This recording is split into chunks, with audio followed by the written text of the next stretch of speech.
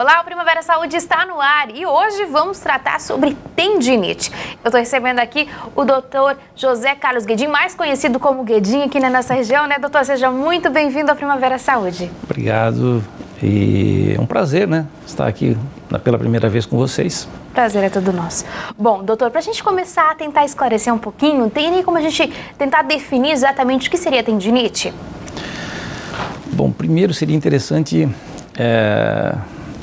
ver o que é um tendão, né? Porque o tendão, todo mundo fala, eu estou com uma tendinite, tenho um tendão. O tendão nada mais é do que uma estrutura fibrosa que une o músculo ao osso. Porque o nosso músculo, ele tem uma origem, mas ele não vai se inserir no osso. Uma estrutura fibrosa dele, que ele vai se formando, no final dele, é que vai ligar ao osso. Então, ele tem a função de fazer alguma mobilização, tanto dos membros inferiores ou membro superior. E ele é uma estrutura fibrosa, mas ele não sofre a elasticidade que sofre o músculo, né? E algumas vezes ele tem algum trauma ou alguma compressão nessa região que forma então essa inflamação, que é uma tendinite. Então, uma tendinite é uma inflamação do tendão. E o tendão nada mais é do que um prolongamento do músculo. É aquilo que vai se inserir no osso. Existe alguma causa que acaba gerando essa tendinite? Muitas causas. Tem muitas doenças que causam tendinite. Diabetes é uma delas. Olha que interessante. São doenças que a gente às vezes acha que não estariam no rol das causas, mas diabetes, hipotireoidismo, são várias coisas. Doenças reumáticas podem causar tendinite. Além disso, também tem aquelas causas ainda de origem ocupacional também que pode acontecer, que são aqueles trabalhos repetitivos que também pode causar uma tendinite. Traumas em cima desse tendão que pode causar uma tendinite também. Posturas incorretas que acabam trazendo, principalmente nos ombros, quando tu vai fazer algum trabalho com a sua mão acima do limite do ombro, pode causar então compressão. Tendinite pode ser pós-traumática, de às vezes alguma fratura que ficou com um calo um pouquinho mais exuberante, e aí o tendão bate ali, roça ali, também causa uma tendinite. Então, são inúmeras causas. E existem alguns fatores que podem ser considerados de risco quando se fala dessa doença, doutor?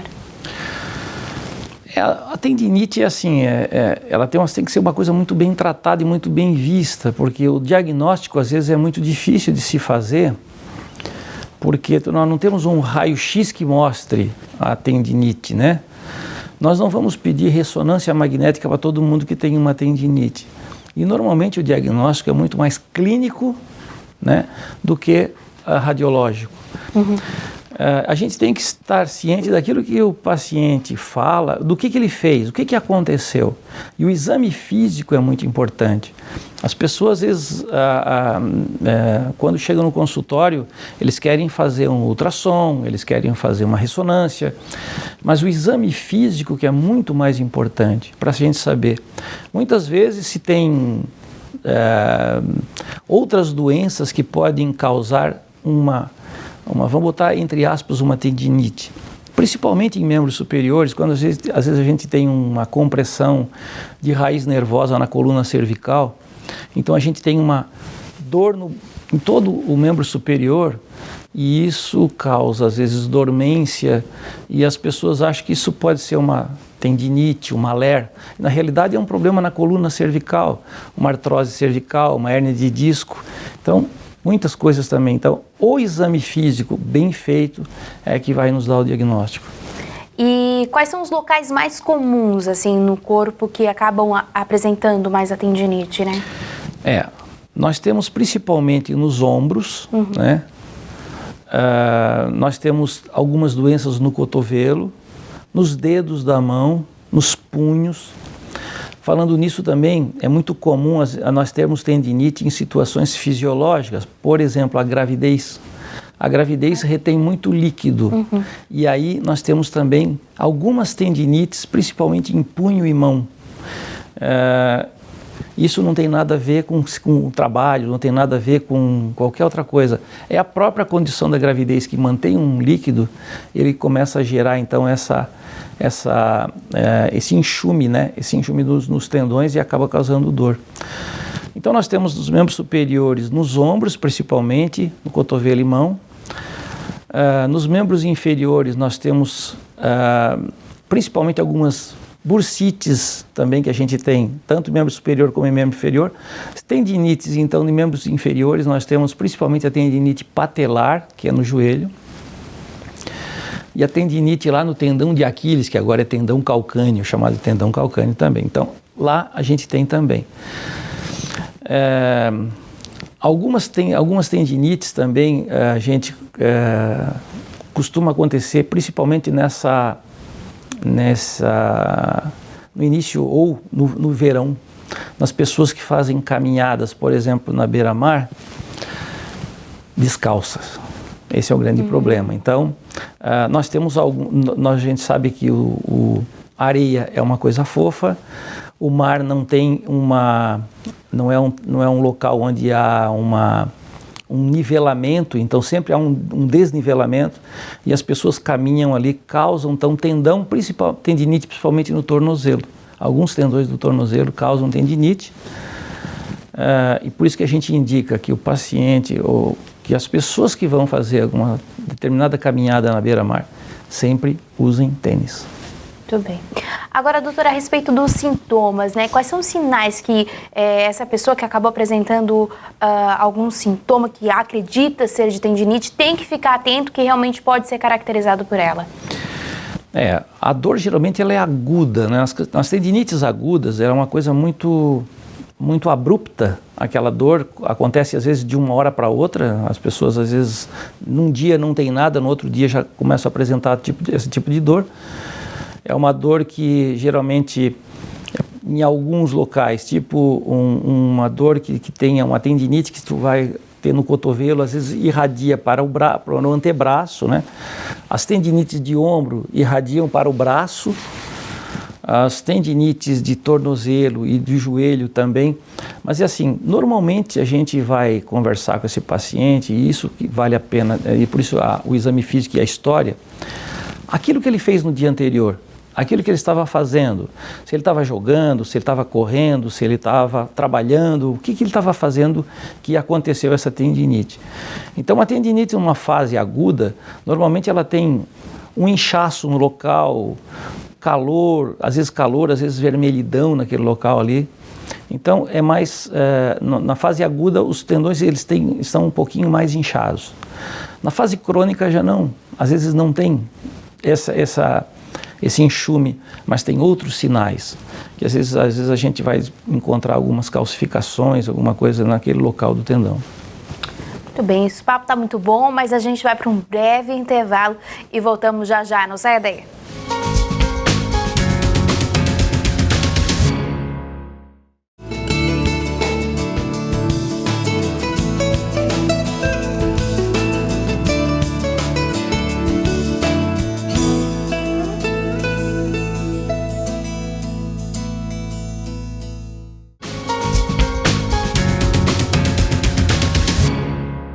Estamos de volta, o tema de hoje é tendinite e eu estou recebendo o Dr. Guedin, que está nos ajudando, nos auxiliando nesse bate-papo para tentar entender um pouquinho mais sobre essa doença, né, doutor?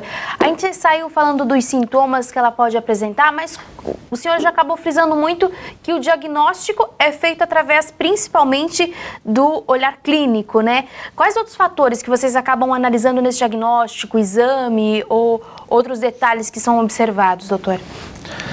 Principalmente para se fazer o diagnóstico diferencial. Então, se você quer fazer um diagnóstico diferencial de alguma doença, então a gente às vezes tem que abrir mão para fazer o diagnóstico diferencial, para saber se esse paciente é diabético, se ele tem alguma artrite reumatoide. Então, nós temos alguns exames de laboratório que a gente pode fazer, que são as provas reumáticas. Um exame de sangue, geralmente é um exame de sangue, são alguns exames especiais para se fazer um diagnóstico diferencial. nós podemos usar ainda usar a mão, porque o tendão ele é uma estrutura que não aparece em raio-x. Algumas vezes, quando se faz um raio-x e que aparece alguma coisa no tendão, poderia ser calcificação, alguma calcificação nesse tendão, que já é um processo crônico, né? Porque nós temos os tendões, nós temos as tendinites, que é uma inflamação, e nós temos as tendinoses, que tendinose já é um processo degenerativo desse tendão. Então, são tendinites não tratadas ou tendinites não curadas que acabam evoluindo para uma tendinose, que é uma degeneração, e depois dali pode haver uma ruptura de tendão. Então, nós podemos ainda na fase aguda fazer o diagnóstico muitas vezes clínico. Às vezes se abre mão de fazer ou se ajuda com o uso do ultrassom. O ultrassom pode nos mostrar que ali existe uma bainha do tendão que está inflamada, que está inchada, também pode fazer. Mas normalmente as tendinites a gente faz, o diagnóstico é clínico, né? É a história e o exame físico. Mas nós temos então é isso que a gente pode fazer. Teríamos ainda uma ressonância magnética, mas é uma coisa que não é um exame que a gente tem a toda hora, é um exame de alto custo, mas também não é uma coisa que não é um exame que há uma necessidade proeminente para isso, não. A gente com o exame físico e o ultrassom pode resolver bastante vezes o tratamento do paciente. E a respeito dos tratamentos, o que tem hoje disponível no mercado para tratar essa doença, né? O tratamento ainda ele é conservador, bem conservador. A maioria dos tratamentos, quase que mais de 99%, é tratamento conservador. Um ou outro caso que a gente usa cirurgia. Então o tratamento conservador ainda é com medicamento, com anti-inflamatórios, se usa talas, porque se o tendão está doente, ele está doloroso, ele está doente, nós temos que dar um repouso para ele. E o repouso para ele são muitas vezes o uso de talas, para que o tendão fique em repouso.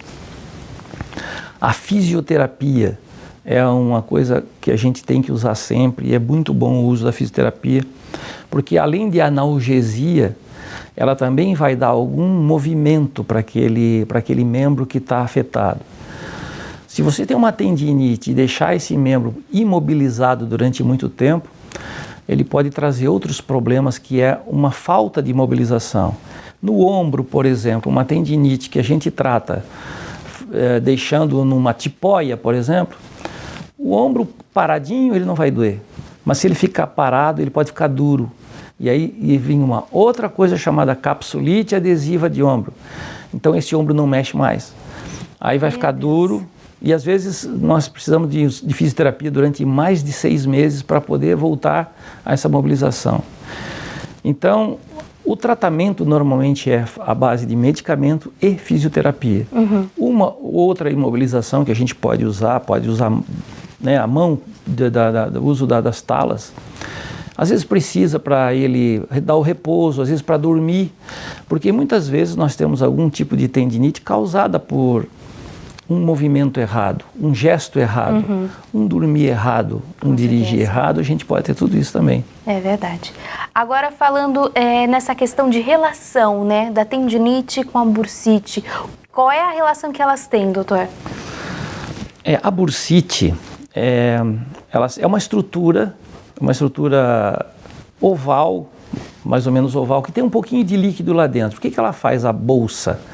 A bolsa, ela tem, a finalidade dela é proteger que esse tendão não bata, não fique raspando no osso. Por exemplo, nós temos algumas estruturas de bolsas que nós temos nos ombros, no cotovelo. Então, essa estrutura aqui embaixo do cotovelo, isso aqui é uma bolsa. Nós temos no quadril, nos 2 quadris, nos 2 joelhos e lá embaixo no tornozelo também. São bolsas que têm uma fina camada de líquido. Então, onde vai haver contato de osso com... Nós vamos para algum lugar que a gente tenha uma maior contato de um osso com a parte externa, existe alguma coisa para proteger. O organismo tem isso. Então, por exemplo, na coxa aqui nós temos músculos ao redor do osso do fêmur, bastante músculos. Mas aqui na parte do quadril, do lado do quadril, a gente quase não tem músculos ali. Então nós temos uma bolsa que protege. Então se você cai de lado, tem uma bolsa ali que protege também. E quando a gente cai de lado e essa bolsa inflama, nós temos a bursite. Quando você fica ajoelhada durante muito tempo, pode ser até rezando, né? Ajoelhada, com os joelhos no chão, à frente do joelho, aqui nós temos uma bolsa de cada lado, que é uma bolsa chamada pré-patelar. Então, ou queda com o joelho no chão, ou ficar muito tempo numa posição de joelhos, pode inchar essa bolsa. Assim como no cotovelo, de ficar na posição, às vezes trabalhando no computador ou com o cotovelo em cima da mesa, pode inflamar também. As bolsas do ombro, se a gente faz algum trabalho que fique com o ombro acima dessa posição de 90 graus, ela também pode causar inflamação. E no joelho também, então, e nos quadris também. Então nós temos as bolsas chamadas, as bolsas aqui dos ombros, as bolsas aqui chamadas olecranianas, que são nos cotovelos, as bolsas trocantéricas, que são no quadril, e as bolsas pré-patelar, que são nos joelhos. Então ela é uma maneira também de proteger o tendão e proteger a articulação. E aí, no caso, quando essa bolsa ela acaba causando uma inflamação que vira bursite? Exatamente. Olha, nós temos as bursas, né? E quando ela inflama, então aquele líquido, quando tem um líquido a mais, acrescido mais de líquido, são as inflamações das bursas que nós chamamos de bursites. E os sintomas da bursite, ele diferencia da tendinite? As bursites, elas são muito mais evidentes porque a gente consegue enxergar elas, né? Então a bolsa trocantérica, embora a gente palpa, a gente vai ver que consegue olhar. As bolsas do cotovelo e dos joelhos, principalmente, a gente consegue enxergar elas e ver elas inchadas, consegue ver, não precisa nenhum outro exame. A dor, algumas bursites doem. Essas bolsas do quadril, trocantéricas, elas costumam doer ali, e a dor é uma dor que irradia lá para o joelho, inclusive. Essas bolsas dos cotovelos e as bolsas no joelho na frente, muitas vezes não tem dor. As pessoas às vezes vêm lá e dizem assim, eu tenho uma bolsa aqui na frente do meu joelho com água, cheio de água aqui na frente. Depois a gente vai perguntar o que aconteceu, se ficou de joelhos, se teve algum trauma, se ficou uma pancada. Aí elas vão lembrar sempre de que aconteceu alguma coisa. Né? Claro que existem outras coisas que podem encher as bolsas e nada relacionado com trauma. Por exemplo, a doença da gota, que é um aumento de ácido úrico, pode, aonde tem líquido sinovial, inchar. Então as gotas não só incham o dedão do pé, incham os joelhos e incha também onde tem essas bolsas com o líquido sinovial, porque essas bolsas têm um líquido dentro, mas é uma camada muito fina de líquido. Se você tem uma inflamação no organismo, qualquer uma inflamação, uma artrite, qualquer um processo reumático, essas bolsas podem estar acometidas e inchar e nós temos uma bursite também. Perfeito. Vamos então para mais um intervalo e nós voltamos já já.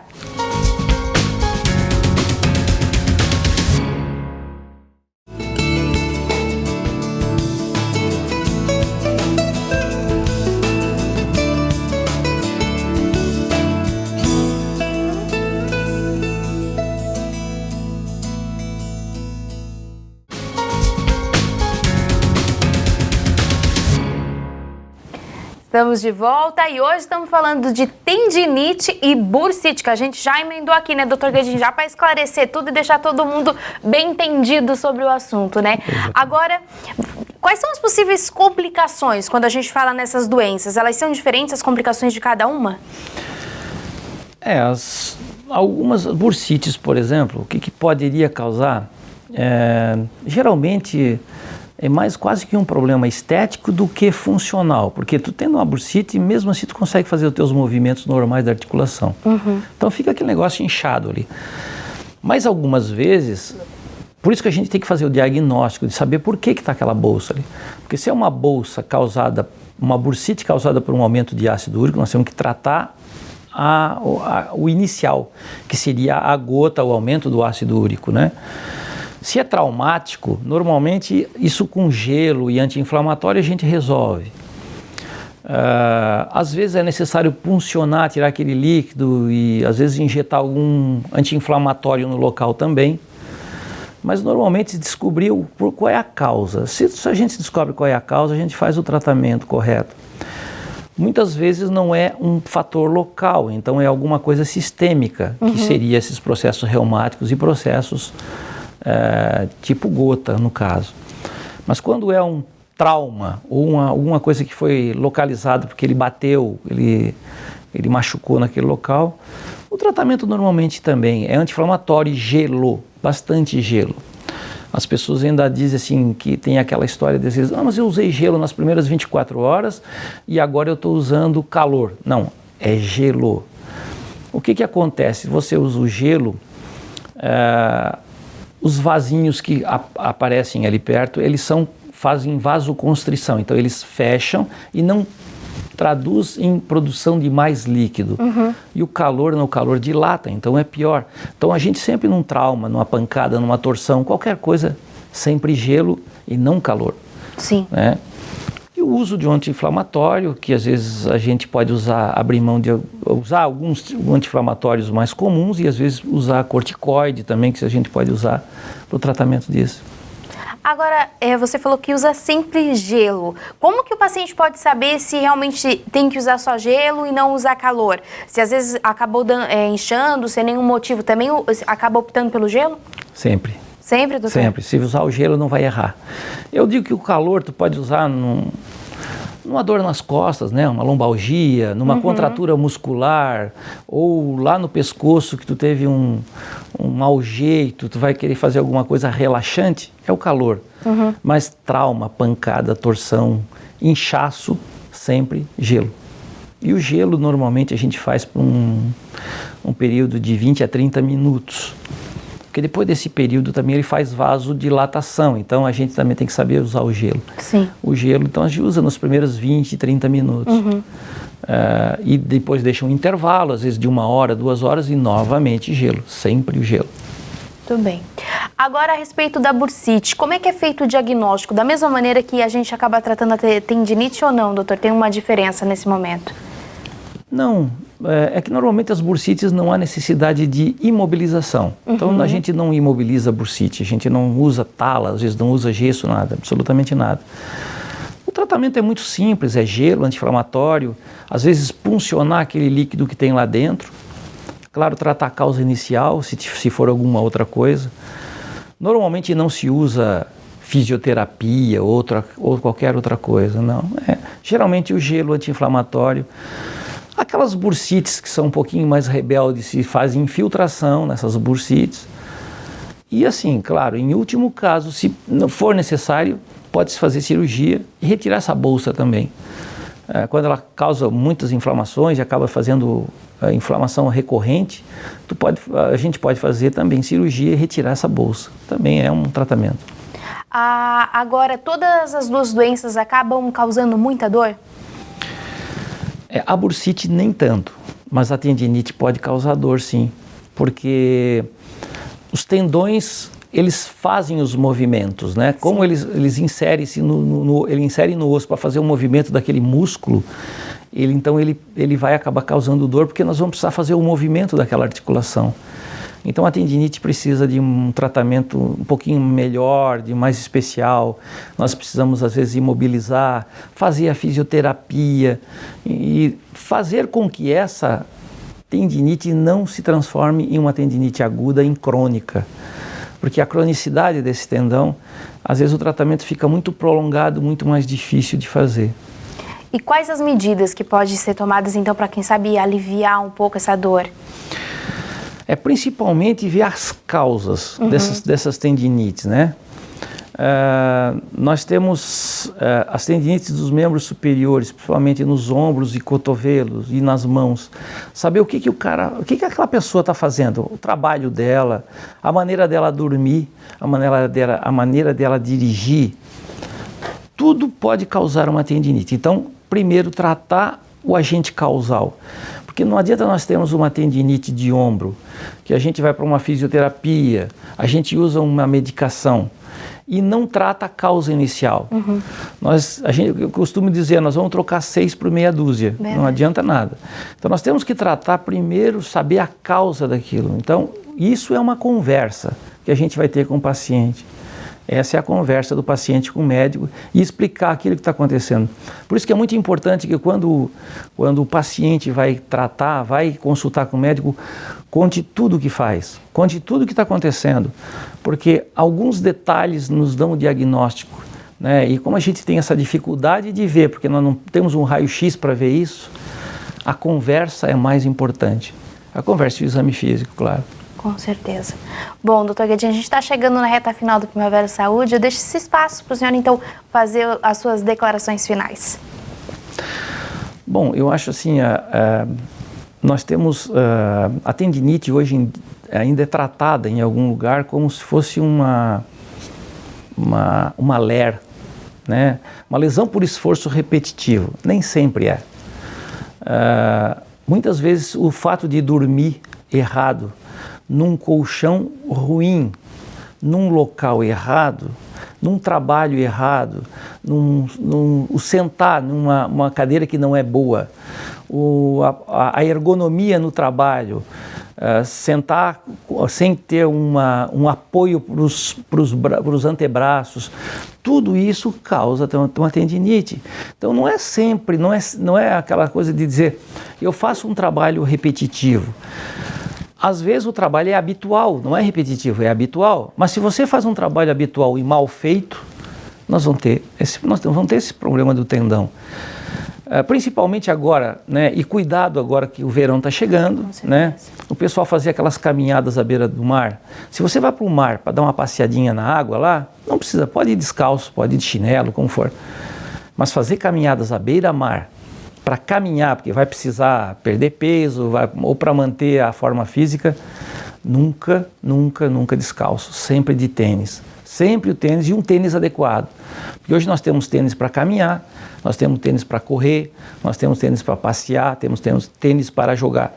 Procure achar um tênis adequado que faça para caminhadas e aproveite o verão, né? Mas com saúde. Que não precise estar vindo no verão para cá para consultar, porque fez alguma coisa errada. Vamos corrigir as posturas, que a postura é principalmente ainda a causa de tendinites no corpo. Muito bem, muito obrigada, doutor Guedin, por ter aceito o nosso convite e participar do Primavera Saúde. Eu que agradeço, e na hora que vocês precisarem, nós estamos sempre às ordens. Nós temos também um grupo de médicos lá na osteoclínica também especializados em algumas determinadas áreas, e se precisar nós estamos aí à vontade, nós estamos à disposição. Tá certo. Vamos para o nosso momento de reflexão? Pois quem se exalta será humilhado, e quem se humilha será exaltado. Lucas capítulo 18, versículo 14. O Primavera Saúde de hoje vai ficando por aqui. Nós voltamos semana que vem, se Deus quiser. Até lá. Tchau, tchau.